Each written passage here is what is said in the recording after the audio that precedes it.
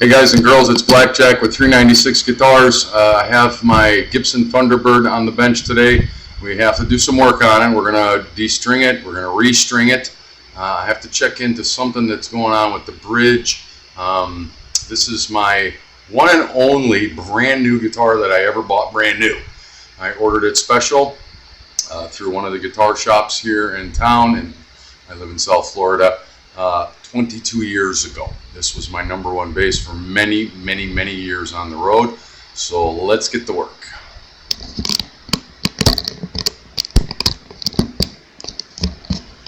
My camera is not being agreeable today. Okay, I think we're good. Everything's in the movie. Okay, Gibson Thunderbird. Lots of wear and tear on this guitar.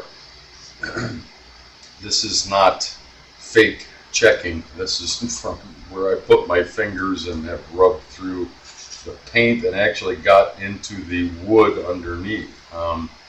This is a really cool guitar. I love this bass. I still play it from time to time, although usually I play my Warmoths, my own homemade guitars.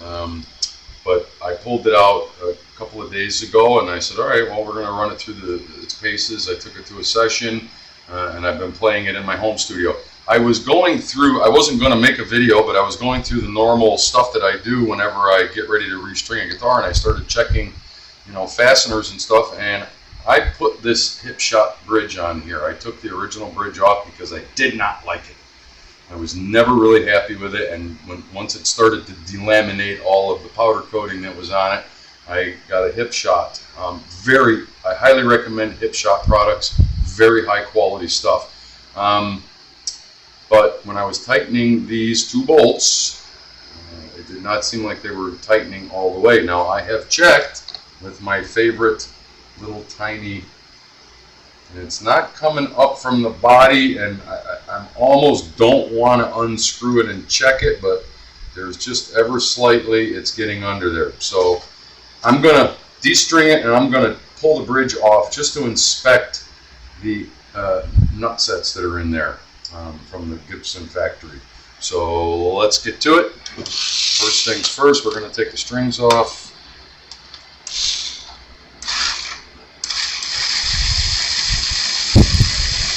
These are probably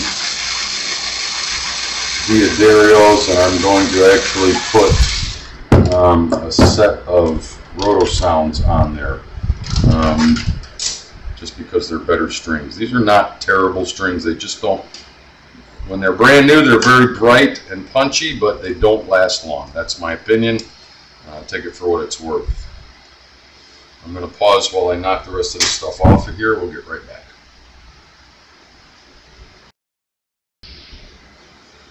So, in the normal course of things, as you know, you will run into these little issues, and I was just checking my Grover tuners, inspecting them as I do on every customer's guitar, and being that this is my guitar, I found a screw that was not tightening up and the tuner was actually moving around. So we are going to do my favorite little repair, and you know what that is. And if it's good enough for my guitar, then you know it's good enough for your guitar. A little bit of white glue on that, little piece of toothpick, drop it in the hole. Push it down in there,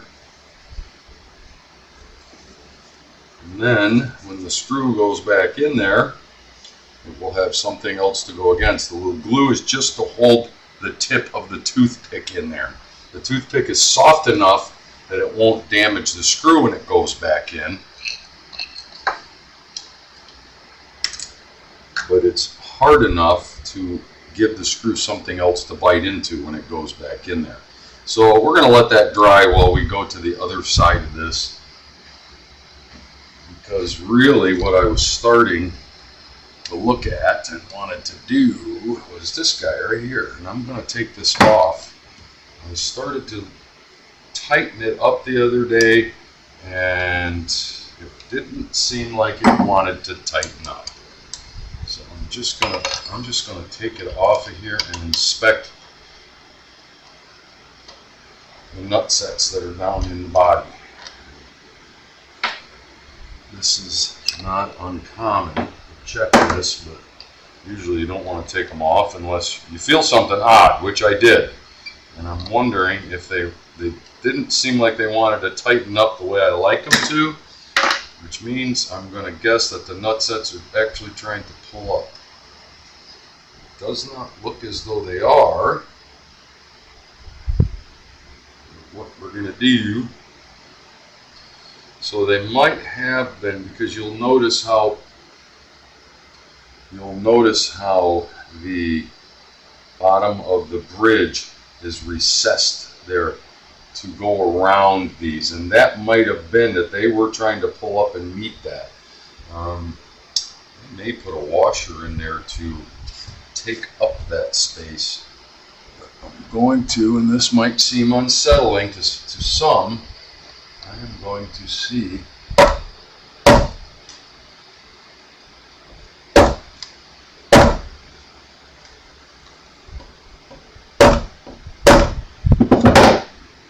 they're all the way down in there. Okay, that's all I needed to know. I wonder if we can find, and if we should, put a spacer in there. Stand by. Okay, we're back. I did source a few out of my parts bin, some nice little washers that will fit in there, and I think they will take up the space between the top of the nut set and the bottom of this cavity, and that's what we're going to attempt right now. Just as a spacer, not to make it be tighter or anything, just as a spacer.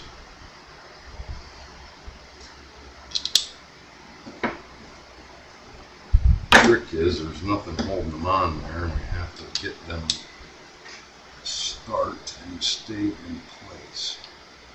Thus, it does appear that they have found their home, and that we will have a flush mating surface, let's say. I don't know why I didn't put something in there before. Let's make sure we're flushing. I think we're going to be golden. That's going to pull up nicely.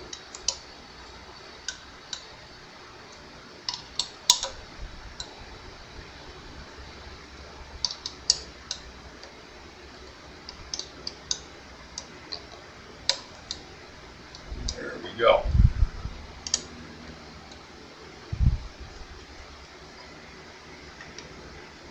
I really have been happy with this hip shot bridge.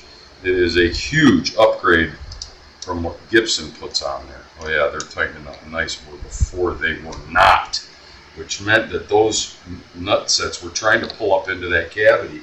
And I think, oh yeah, it's flusher than it was. I was getting a little cavitation there before.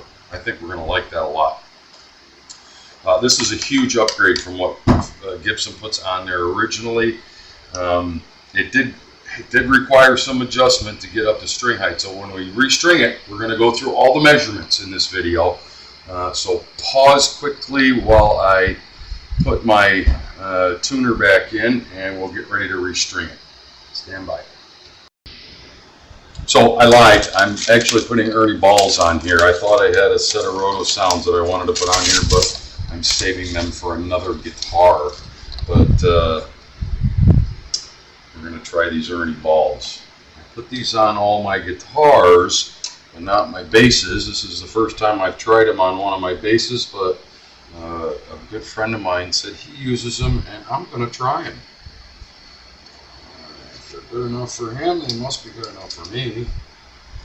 I'm not hoity-toity. I like Ernie Ball products. We know this to be a self-evident.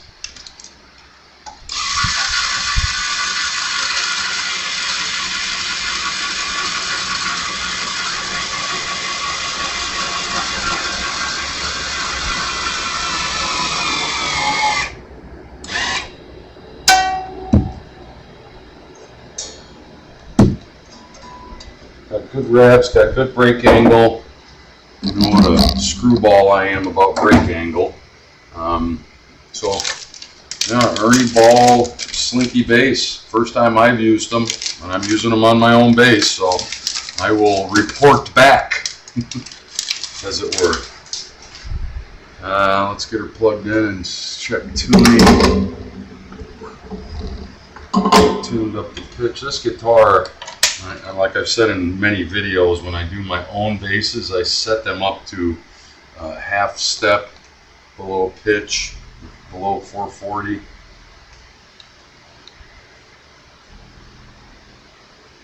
And I'm going to do the same with this one.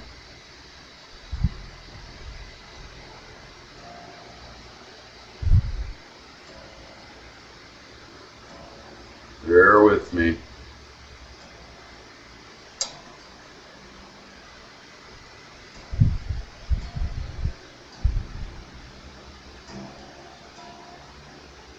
Oh, I didn't even get close on that one.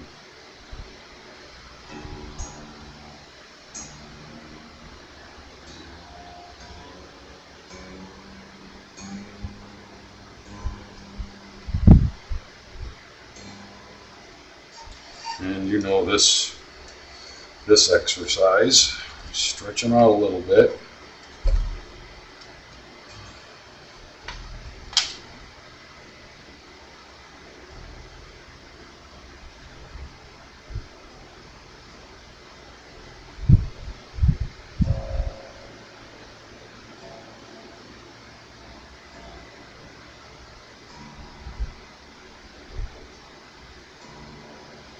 I really don't care for these Grover tuners on here.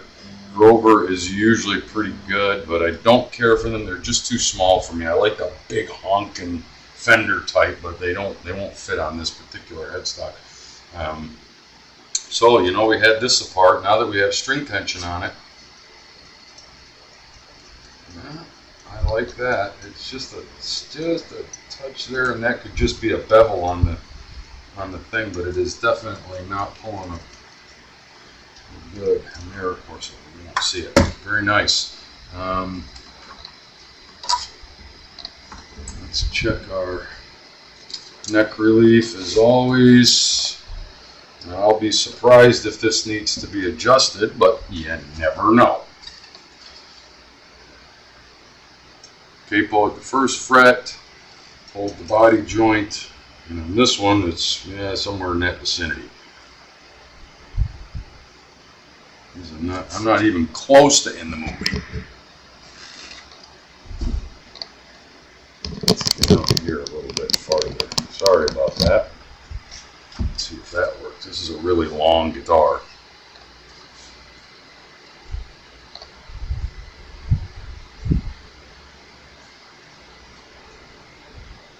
That is right at 12 thousandths, which is exactly where I left it the last time that I strung it up, and that tells me that the bridge has seated and that it's found its home. Otherwise, that would have pulled up and it would have changed that measurement.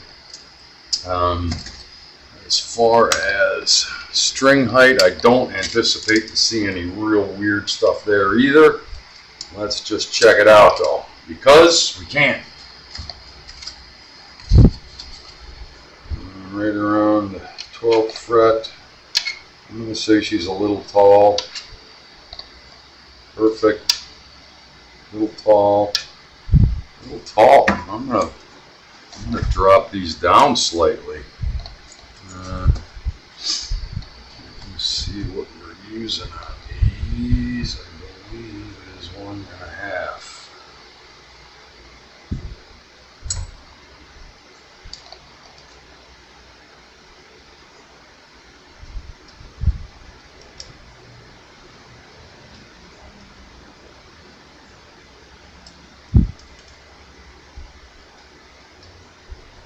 I know this is tedious, but this is how we do it. I don't know why. I must have been boogering with these the other day. I think I was trying to find a better wrench to fit in there because it seemed like they were getting a little whopped out of shape, which I did and found the right one. I like that. I like that. I like that. We're at 5/64 all the way across, and that's where I set my bases. This is one of the neat functions of this particular bridge. Stand by. Back in the full movie. This particular kind of bridge, the saddles, not only you can raise them up and down, but there is a secondary adjustment. So you have the two adjustments here to raise height up and down to get your string action where you like it. This third one, you can actually loosen that up and move to get exact string spacing laterally. Now, I have already set this one up and I know that it's good. I'm going to tighten these down. I think it takes a little bit larger one, but that or they just aren't going to cooperate today.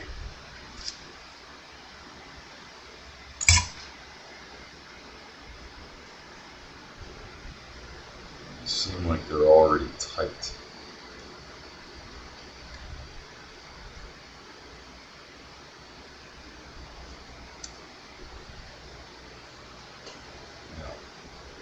I did have them loose the other day, and I was checking this bass out, so they're already tight.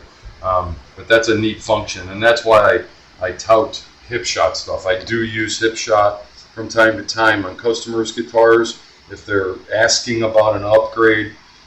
On my Fender style, I use what would be considered, and I think both of them are exact Fender replacement. They're actually Fender bridges, but this particular guitar, it's a little exotic, but not much. I did not like the original Gibson bridge that it came with, and that's what it led me to, was hip shot. And I got to tell you, I've been very pleased with it. This guitar's got sustain from now until next Tuesday. You got to throw this thing down a flight of stairs to make it go out of tune.